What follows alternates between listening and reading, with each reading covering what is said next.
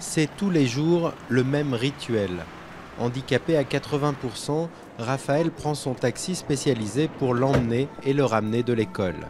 À son arrivée chez lui, autre rituel, fermer systématiquement toutes les portes. Ne crie pas, Raphaël, ne crie pas.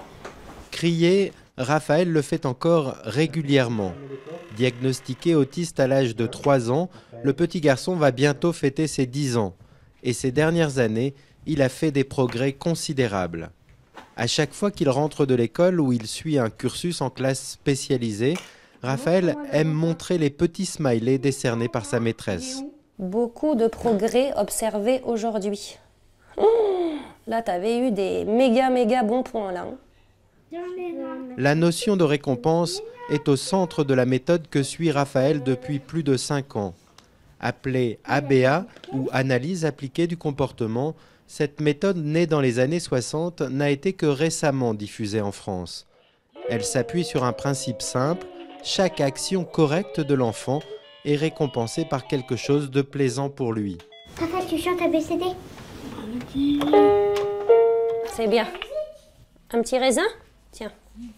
Ce qui a changé, c'est son autonomie, déjà à devenir propre, à manger seul, à s'intéresser à un jeu, à quelque chose d'autre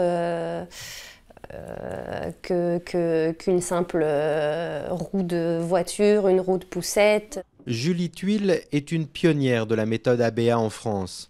Déjà 20 ans que cette orthophoniste anglaise l'applique à ses petits patients, malgré les résistances d'un milieu médical plus favorable à la psychanalyse qu'aux méthodes comportementalistes.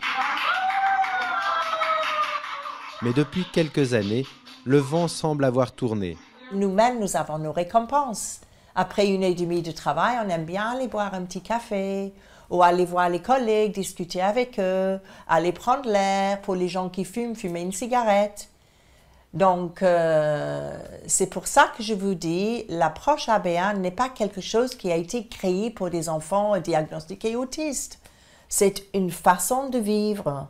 Depuis 2012, cette approche est recommandée par la Haute Autorité de Santé en France. Mais elle reste encore à la charge des familles, autour de 3 000 € par mois pour un programme intensif. De quoi priver de nombreux enfants autistes d'une chance supplémentaire de marcher vers une forme d'autonomie.